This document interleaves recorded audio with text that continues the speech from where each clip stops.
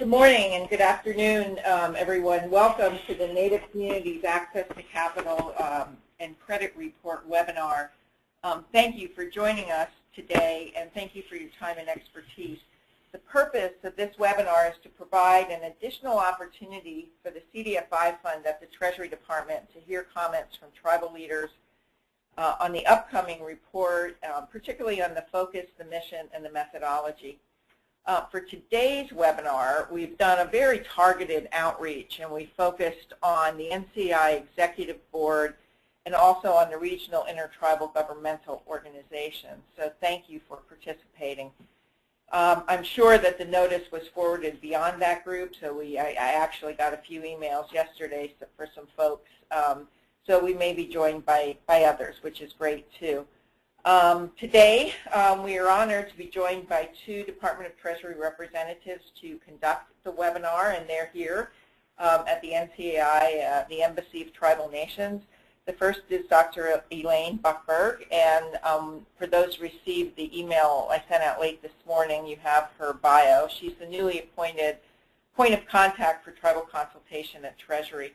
And second is Amber Kuchar, who's the Associate Program Manager at the CDFI Fund at the Treasury Department and is leading the effort for the Native Communities Access to Capital and Credit Report.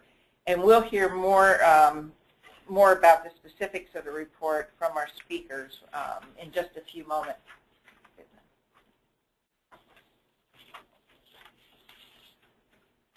Why is this report important? And this is something that we have met numerous times with Amber and from other people from the CDFI Fund about this report. You'll hear more about it. The original one was done in 2001, and it led to the startup of the Native CDFI program initiative at the CDFI Fund. But it's also important for a variety of other reasons. Data, we all know that there is insufficient data in Indian country, about Indian country, and about Native communities. So this is an opportunity for us to learn more about the issues around access to capital and credit in Native communities. It can really help to fill gaps.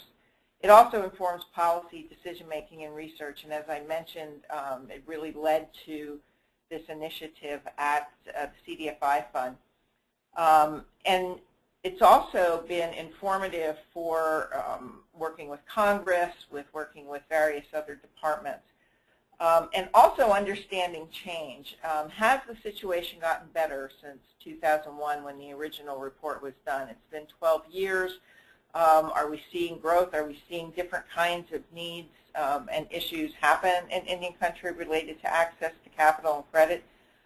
We know we've waited a long time for the update of this report. So it is a tool that we can use in a variety of different ways. And that's why your comments today and your input are so important, is to help guide the mission, the focus, and the methodology for this. And it's important to hear from tribal leaders because tribal leaders have a particular key viewpoint of capital and credit needs that may not be reflected from comments from other groups as well. Tribal, what are the capital and credit needs for tribal enterprises, tribes' relationships with banks and other areas of the financial sector differs than an individual Native citizen in a community. So we want to make sure that we can capture all of that. Okay, just briefly before we get into the presentations, we have sent to you three documents. One is the notice that the CDFI Fund put out about seeking public comment. If you are able to open that or have a copy in front of you, that has the 8 questions that this webinar is going to focus on today. We also gave you background, the 2001 Native American lending study, so you could know what was included in the last time, how it was done, developed. And then we also included the NCAI comments that we submitted in response to those 8 questions, so you could get a sense of that as well. This process in working collaboratively with the CDFI Fund is in a 2-step process. This webinar is going to focus on those 8 questions, which are the focus, the mission, and the methodology. At the annual conference, NCI's annual conference in October, we will be, we're in the planning stages now, not quite sure what shape the meeting will occur. It might be a formal consultation, it might be something else, to look at the content of what's been collected. And you'll learn more about the status of where the report is right now from our next speakers, but we'll have the opportunity to look at the content. So I want to now turn it over to our colleagues from the Treasury Department, and we're going to start with Dr. Elaine Buckler.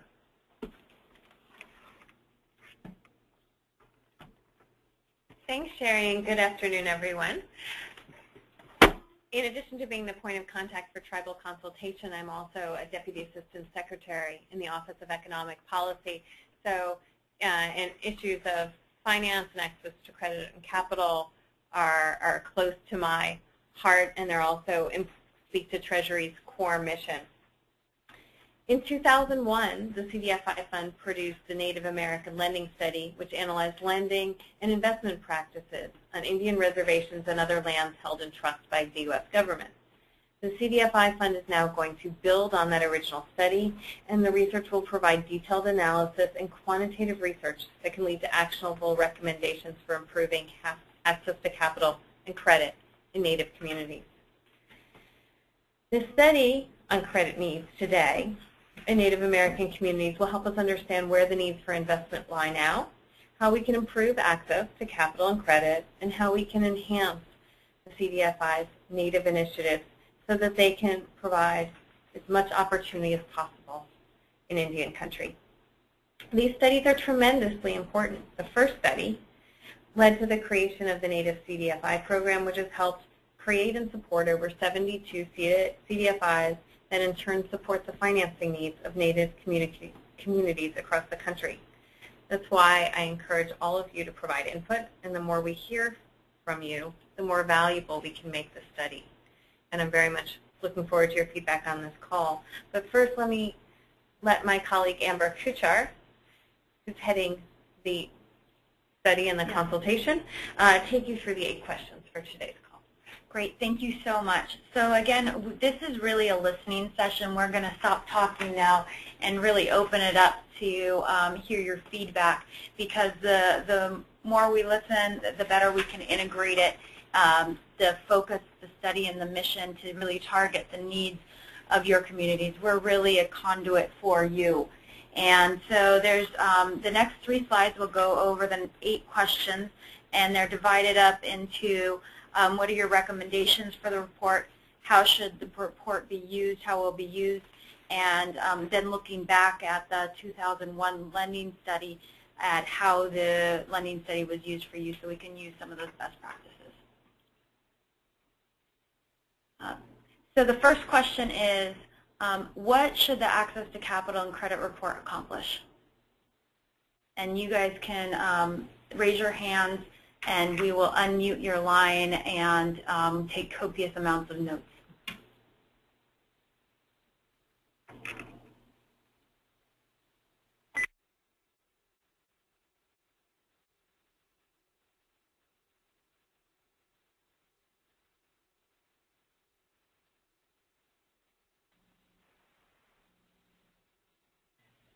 All right, so since we only have 2 attendees on the webinar currently, Ms. Clara Pratt and Ms. Jennifer McLaughlin, I've already unmuted your line, so if you have any questions or comments related to the questions that you currently see on the slide right now, please feel free to add your thoughts.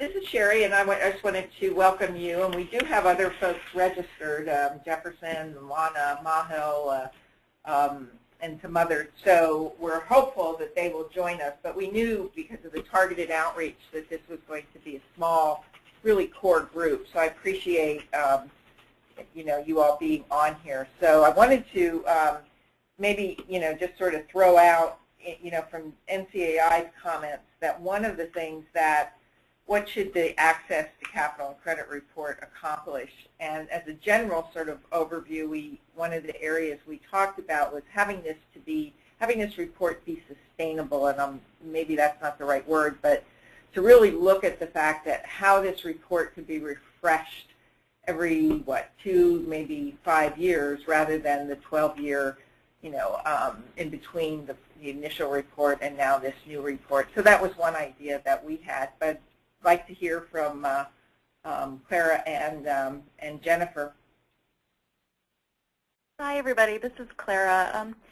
And yeah, I think that the report has been referenced so much in, investment circles and financing circles, and I think it'd be really great if it was refreshed more often than every 10 years or so, just because I do think it's very useful. And the first question is, what should the access to capital and credit report accomplish? I think that because people know it, at least the one in 2001, people know it very well. And it really helps to define or help tribes define what are the barriers to investment for potential investors. So I'd kind of like to see a little bit more of that in the updated scope and focus of the new report. All right, thank you, Clara. Jennifer, did you have anything you wanted to add?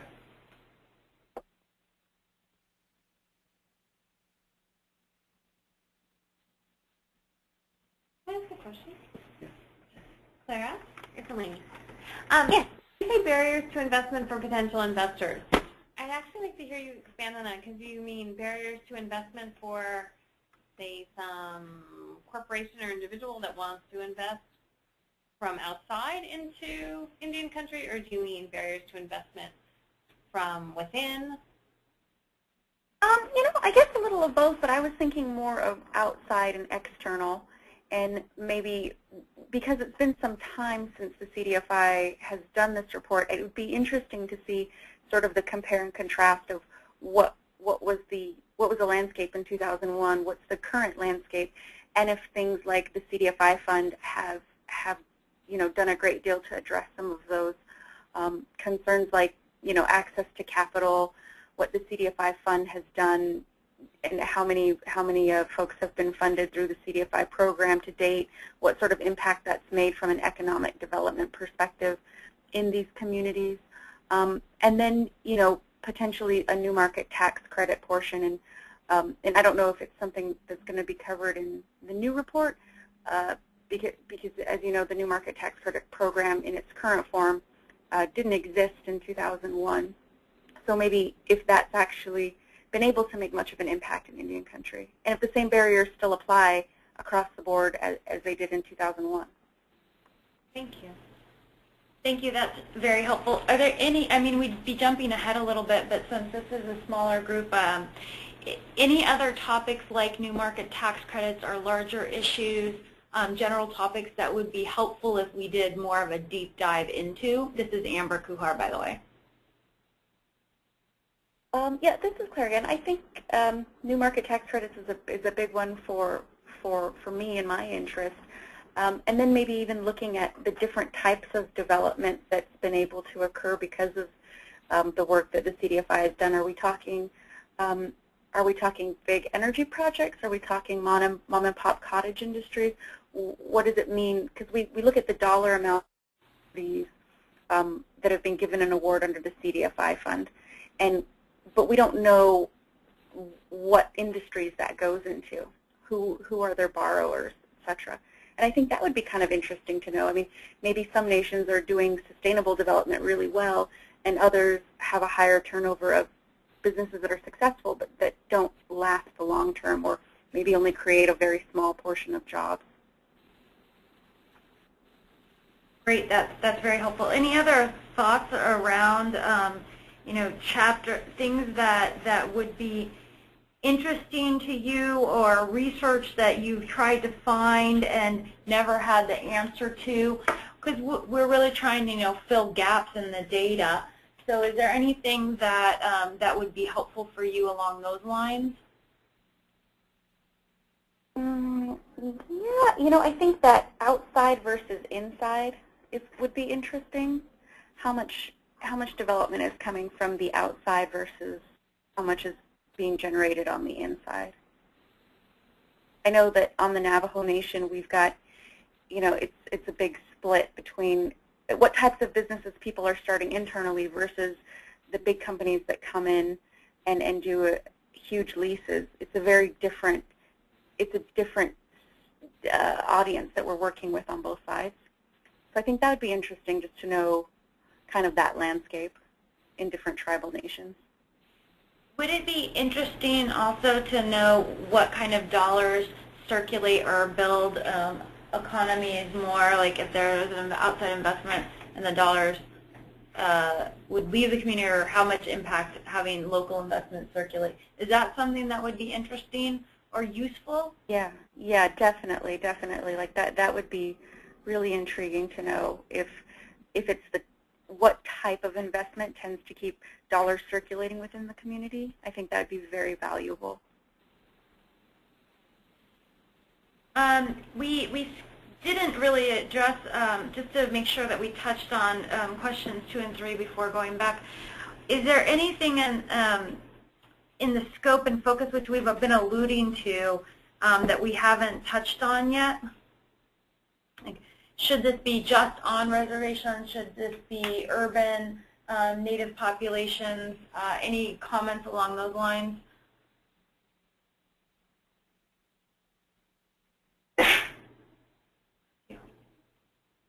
Brian, I don't know what you think about that, but it would be interesting from my perspective, not just reservation-based, but even border community-based and different tribal nations that butt up against urban areas, like where Brian's from. That might be really interesting to know.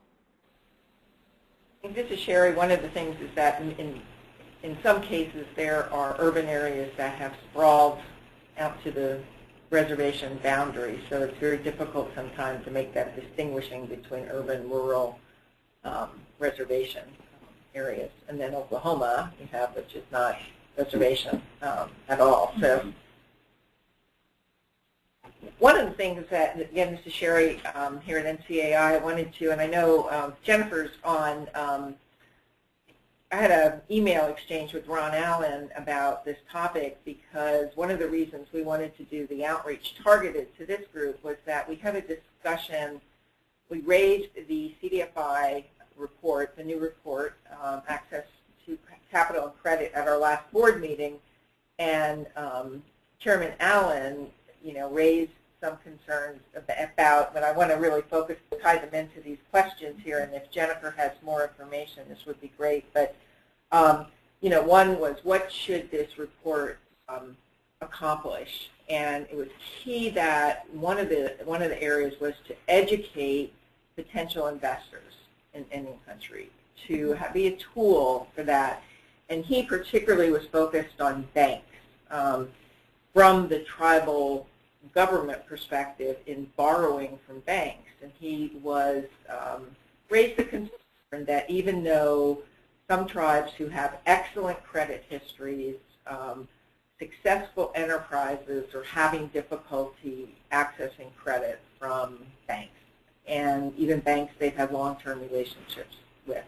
Now, some of it may have been the economy and banks weren't lending to anyone, but he felt that it may be broader than that. So are there ways to look at the, again, it's segmenting the need for capital and credit to say, tribes and tribal enterprises have particular needs and work with particular investment folks, and what are the opportunities for building better relationships? Is there something that could be done with that? So that would be, again, I want to tie these into the questions. What should it accomplish? I think educating particular investors and financial institutions and tribes and Native people, and what should be the scope and focus. And one area would be looking at banks and their histories of capital and credit provision in Indian country. And can I suggest that we might want to distinguish between community banks and larger banks? Good idea. In that there has also been a community banks have probably historically been larger in these areas, but there has been a lot of consolidation in the banking sector. That might be a factor that could be at work here that we might want to look into. Definitely. So the third question is really, about brainstorming the kind of can-do, what has happened, because we know that there's a lot of innovation that's happened over the last 12 years since the first study, and what are these innovative trends, emerging concepts, promising solutions that could significantly improve access to capital and credit? Is there anything that comes to mind as a shining example, or one that isn't even a shining example but has a ton of promise? I'm going to ask Clara about this one because, and I'm sort of exploring this right now, and Brian may have some thoughts on this as well, is the Hearth Act leasing regulations are potentially going to provide maybe a cleaner, easier way for investments in housing and business development. And we don't know what that is yet, but Navajo is ahead of the game in essence because the Hearth Act was based on their what they were doing. So Clara, I don't know if you have any discussion about that. Oh, yeah, absolutely. And the implementing of the Hearth Act is a good thing for all of Indian country, and we've had limited applicability with it, even though we've had it limited applicability in terms of the individual credit, what someone has as an individual there. We've been able to do some housing development projects based on that, and that's been able to build up credit for certain individuals. And I know that in other parts of Indian country, tribes have taken a very active role in giving opportunities for building your credit to their citizens. And I'm thinking of Ho Chunk, for example. I know that the tribe made an investment in a used car dealership to help with citizens to build up their credit. Navajo has been very aggressive about predatory lending practices on and near the reservation, so that we're helping to educate folks on responsible credit management. And I think these things are becoming more commonplace, especially as people start to get more connected on internet and things like that. Unfortunately, we had a lot of incidences of Navajos being targeted through internet scams and things like that, so we had to do a big education push on how not to fall victim to some of these things. Navajo has a new CDFI that's newly formed, and we're hoping that that addresses some of the concerns of building up credit as well. And just following up also on your comment, Clara, earlier about the new markets tax credits and how, some updated information about how those have been utilized. One incident that I'm aware of that is telecommunications focused is the Standing Rock Sioux tribe, which is they were the first tribally owned and operated wireless telecommunications carrier in the country. But basically, when they were looking to finance their infrastructure, they couldn't qualify for USDA rural utility service loans because of, at that time, the USDA had certain rules in place where they had some non-duplication restrictions, meaning that if an entity that applied for a loan and happened to be neighboring another loan borrower, they couldn't qualify for the loan. So anyways, the Standing Rock Sioux ended up going to native 8A, tribally owned and operated 8A company to help them apply for certain designations with the Federal Communications Commission, and then also with applying for new markets tax credits, which they ended up using wholly to finance their infrastructure project, which is now up and running. So I think the new markets tax credits and looking at how tribes have been able to utilize that mechanism to fund different infrastructure projects would also be pretty interesting. That's a really, really good point, Brian. And Navajo Tribal Utility Authority has been able to take advantage of new market tax credits, but they had to structure the deal. It was really complicated, but they were able to take advantage of the new market tax credits.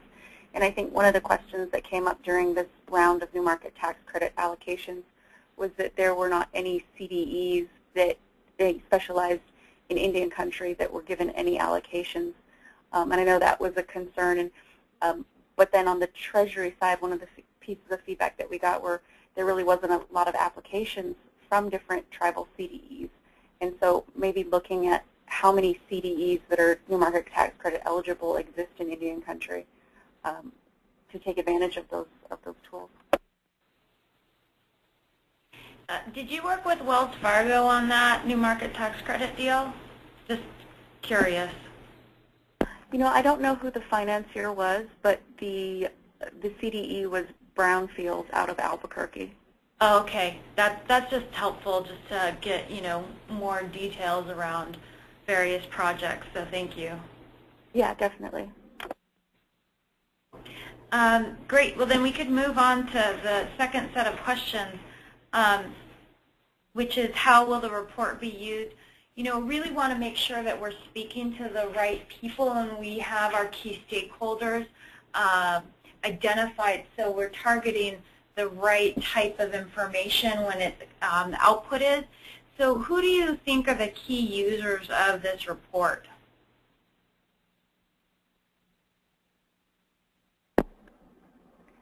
I think the key users would be economic development divisions of tribal governments, potential small businesses, potential large businesses that are investing in tribal communities, and then tribes that are just looking to perhaps start CDEs or CDFIs. And I know that that's a popular way to go right now, is tribes looking at how can they develop CDFIs internally.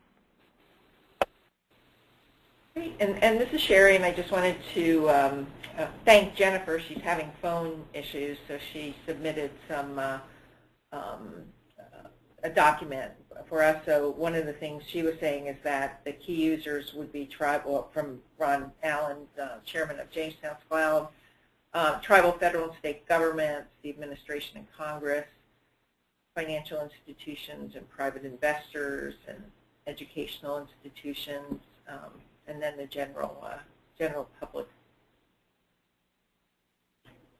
Perfect.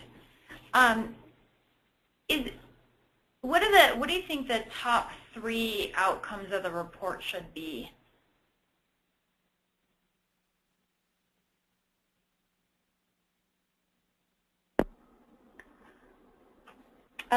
For me, I think one of the top 3 would just be a snapshot of a compare and contrast where we were in 2001, where we are now, if the same barriers exist, or if they've been chipped away at through the CDFI's efforts, through implementation of the HERS Act. At least, you know, in Navajo we've had it for a little while, so there might be some data there.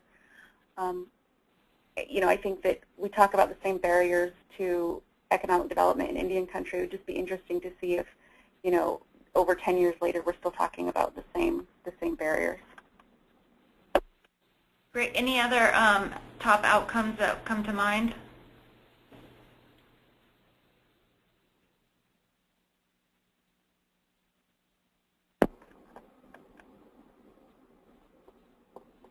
Not that I can think of off the top of my head. I think that's a pretty broad.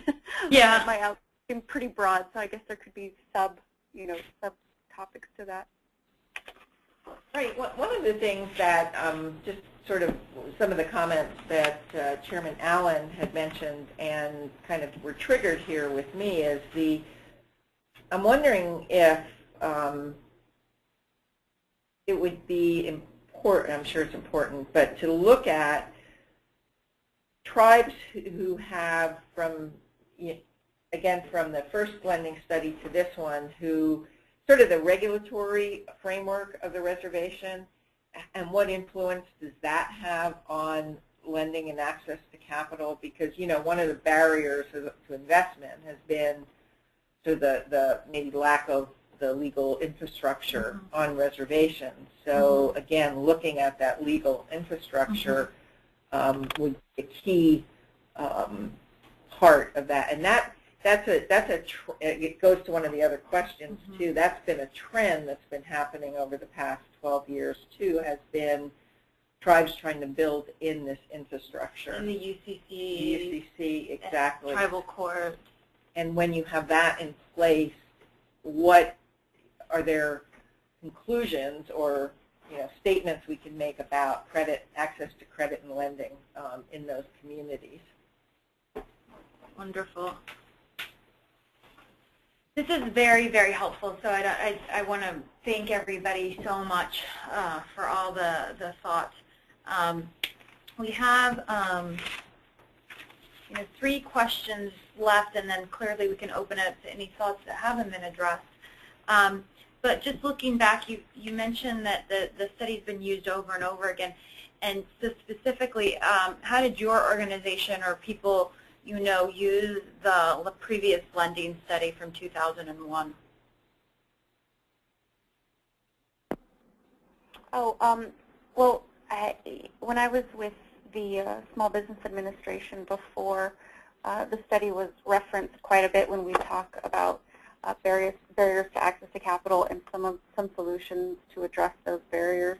And now working with a tribal government, we still use the study to look at the environment that we have on Navajo and maybe at reducing our internal barriers, because our internal processes can be just as prohibitive as external federal processes.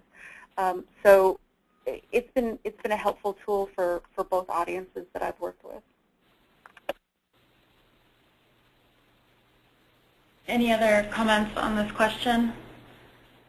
I mean, we quote it to this very day, in the sense of the information, the distance to financial services, and then we've updated it with, say, the latest FDIC report, which looks at unbanked and underbanked kinds of things. So we combine, some of the data from in there with other pieces we can find to paint this picture to really try to understand, better understand the economic conditions and what role do financial services play in that. And, again, I know it'd be difficult to maybe get down to some of the tribal specific, but regional might be really an interesting way to look at this as well, too. For example, there's been a lot of quoting recently of these economic impact studies that have been done in regions and states on tribes. So, for example, in Oklahoma, I think, the 38 tribes in Oklahoma had a, I'm trying to remember what the $1 billion impact of their economy is. Yeah, I think it's huge. And then the number of employees that tribes employ, like 5% or 10% of the, people employed in the state. And there's one done in Idaho, there's one done in Washington State, there was one done in Minnesota. Again, to look at, is there something different about the access to capital and credit in those states? And are those reports public? Yeah, they are. And they're published on each of their, I can get you some sites for that. Yeah, that would be very helpful. Do that, yeah. Because, again, it's, looking at, and not, you're not going to see success to that level in other regions and with other groups of tribes, but it's a useful, they've collected information to document this. So is there a way that we can use that information? Sherry, and do you think the question is, when you say region, do you think it's actually regionally based, or is it more, I can see region as meaning 3 things. 1, just plain region. 2, meaning different ways the tribal populations are spread over territory or integrated into cities, or 3rd, actually the different economies that each tribe has. I think it's probably a combination. These were primarily done, though, state. So often, even though tribes haven't historically had a relationship with a state, and Navajo would probably be a very different case, but you have the dynamics of the state economy. So I think that interplays with tribal economies. So I think that's why they've probably had done them on the state basis. And it gives more power to say, let's look at cumulative or combined what is our economic impact. But I think it'd be a version of all of those. And Claire, I don't know if there's been a recent, the economic impact of the Navajo Nation. The economic impact, based on what? I'm sorry, I missed that first part. So I wondered if there was any recent study. I know there's been many over the years of the economic impact of the Navajo Nation. I just wondered if there was something recent.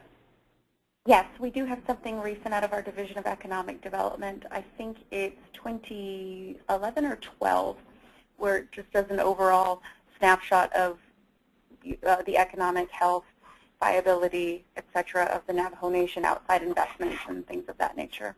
And then there's a more targeted economic impact statement based on different industries, seeing as how we're doing the Navajo Generating Station lease extension. There was one done specifically for that project and what the impact statement was from that.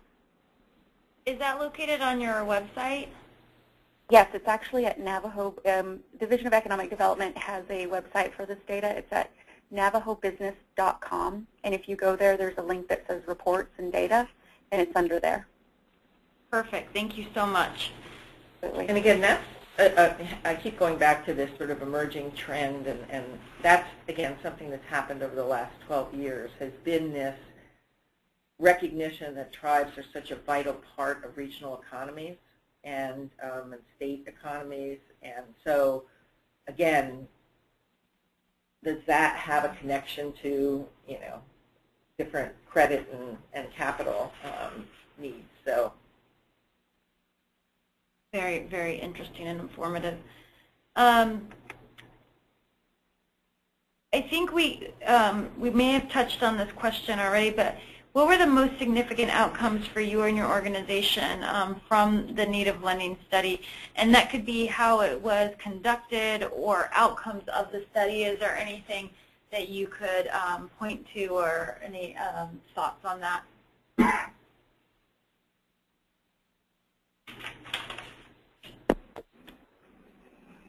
This is Clara. I don't have any concrete examples off the top of my head about the previous lending study. I do think that it's been very helpful in general when we're communicating to outside investors, potential investors, about what the conditions on tribal land is and different barriers to investment, and then thinking about creative ways and creative remedies of dealing with those barriers. So I'm trying to think of a concrete example. I don't have one, but I know that it's been in general very helpful, not just only for internal stakeholder education, but for external potential investors as well. And I think I'll sort of underscore the fact that the Native CDFI initiative, I think, was just, you can probably see a direct connection from this report to that program and that connection, which I think is really critical. I think that it, at the same time, starting in 2000, was a lot of the work around Native financial education that came out of the end of the Clinton administration, and I think that this study helped to support those efforts moving forward. Well, it didn't necessarily, I think there were so many things happening at that same time, but you can't maybe necessarily say that direct link as you do to the Native CDFI program, but it really supported these efforts to do financial education in Native communities and to, oh, look, we're unbanked, there's no ATM here, and so it's connecting, how do we structure our financial education, financial literacy, given the kinds of information we've got in that report. And how do we change that? How do we change it through the efforts we're doing with financial education as well? Wonderful. What were the best elements of how the study was conducted? And alternatively, if you weren't involved with how the first study was conducted, any advice on how this study should be conducted in terms of gathering of information or tribal consultations? I would one thought that I would recommend keeping in the financial survey for tribal leaders that was a part of the first study. I know that we've utilized that internally, and that's been really helpful just for people to kind of understand the lay of the land, if you will. And I think that's a really helpful tool that I hope stays in the updated version. Can I build on that? Because one of the challenges we actually had with that in the previous study was the fact that it wasn't statistically significant, and the response rate was you could get out some information, but the response rate with that survey was so low that you couldn't make inferences, or if the inferences you did make, they could be wrong, or skewed. So when we're trying to think about this, I'd really love to hear what were the benefits of that study, so maybe I can get those benefits through a different mechanism. Absolutely. And I guess I'm not surprised that it was a low response. And I'm not sure how it was administered at that time, but I know that the way we've utilized it is just to give leadership and understanding of really how, at least for Navajo's perspective, when we're talking about private home mortgages, it's non-existent.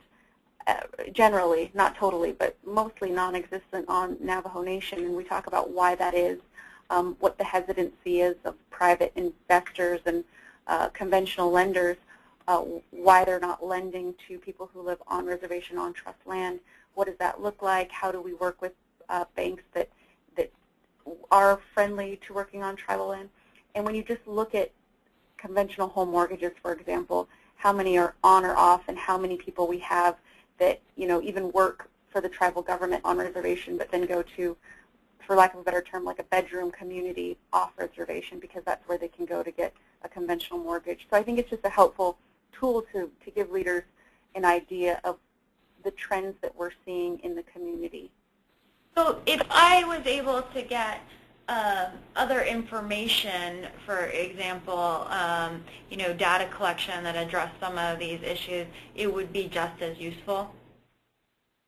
Oh, absolutely. Great. Is there anything around how we should not conduct ourselves in executing on the study? Any advice? Nothing I can think of right now, but I'm sure there's a good do's and don'ts sort of list. I mean, we did. NCAI does have that the website. You just published Walk Softly and Listen Carefully. Yeah, Walk Softly, Listen Carefully. So we have looked at that publication, but just anything off the top of your head, making sure. I think that's a good guide. Yeah. And I know NCI, and Brian may know a little bit more about this, but it's really updating all of our consultation materials too. So I think really, being aware of those and using it. So that would be a key piece. From the we did this effort, and there's so much that has been learned that needed to be incorporated in those guidelines as well. That it's less about process than it is about, content and real engagement. So.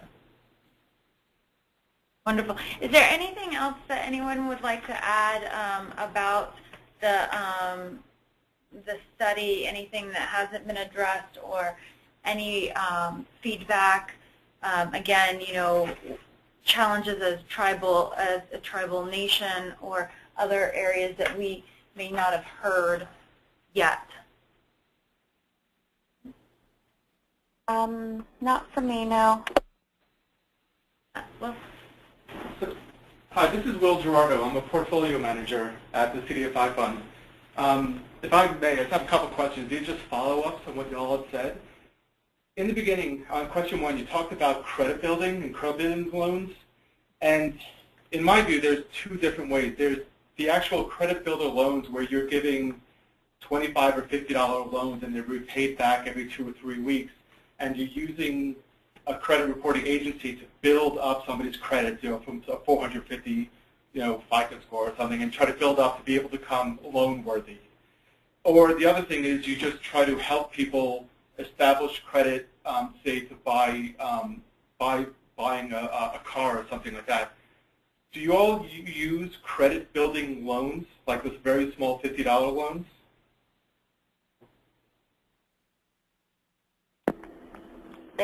I'm sorry, who is the question directed at? Anyone. Anyone. I guess. Well, this is Sherry, so I'll just my secondhand experience from talking with folks with CDFIs is that yes, they do, and there are a growing number that are using the credit repair loans, the small loans, and really moving folks into that. But so I'm hopeful that answers that question. Okay. And second question, if I may. Again, toward the beginning, I think, Clara, you said this, you talked about the businesses coming onto or doing work on reservation. And again, I kind of see this as two different points. There's one where businesses are coming on to provide products and services to those living on or right around, if they don't have around or right on the reservation. And then there's the other scope where the businesses are coming onto reservation where they are they're manufacturing with the intent of exporting the goods or services out of, to different states or something like that. Do you see there, are you worried about that there's a barrier to entry for both of them or one of specifically? I would say the barriers to entry that I see more of are of people that are trying to come on to provide goods and services. On the other hand, people that come on to export the goods and services, if you will, the example that comes to mind would be coal mining, for example, where we mine the coal and we send it out to a local power plant that's off reservation. We have other barriers to entry for those types of things, but not really economic barriers to entry because the incentive is there for the investor to come in and extract either the good or service. It's the barrier to entry of people coming on to do business. And even people who are residents of the reservation who would like to start businesses as a American Indian person trying to start a business, the barriers there are great for them. Thank you so much. Sorry, and one final question. I apologize. You talked about the inability of people to be able to get mortgages. Do you see that there are people able to get HELOCs, home equity lines of credit, to be able to update their current residence? No, I have not seen that. That's been also something that people have not been able to get access to. And I'm speaking only from the Navajo perspective and speaking as a home site leasee. So the way the Navajo Nation government manages its land is through home site leases. So I would have the rights to build on a particular piece of property, and my lease is 65 years, let's say, for example. I cannot collateralize that land because I don't own it. It's trust land, and banks are very reticent to do new construction building or even HELOCs on home site leased land. So that's a huge barrier for people living on reservation, at least living on Navajo. Thank you. Thank you very much, so much for everyone's time. Please. I'm not sure this came out before, but as you were talking about the trust land, is one of the things that's happening going forward is the land buyback program that the Cobell settlement is going to support, in essence. And I think that is something that will have, so what it is the claimants from the Cobell settlement, people who own interests in land, have the opportunity to sell them back. And again, that will have implications on the land available on the reservation for different kinds of developments or protection. So if you have an original allotment and you're able to, able to buy back all of the interests in that, it could in fact be used for business development, for housing development kinds of things. So, and that's a 10-year program to buy back those interests from interest holders. So it's just something to note in there, because it's going to be a very significant amount of, we think it will be a very significant amount of land. Wonderful. And again, my phone number is available online, but we can also send out my contact information to anyone on this list that you distributed, and they weren't able to meet the consultation. I'd be more than happy to take, post facto any written comments, whether it's to one of these questions or to all of them. Okay, I will send up a follow-up email to that effect to everyone who is on the list. And thanks to Jennifer and to Clara, you were a savior and just a wealth of information for us. Thanks. Thank you so very, very much. Thanks, guys. I like these private webinars. It was like Voice heard, huh? yeah. Thank you. Bye-bye. Thanks. Bye-bye.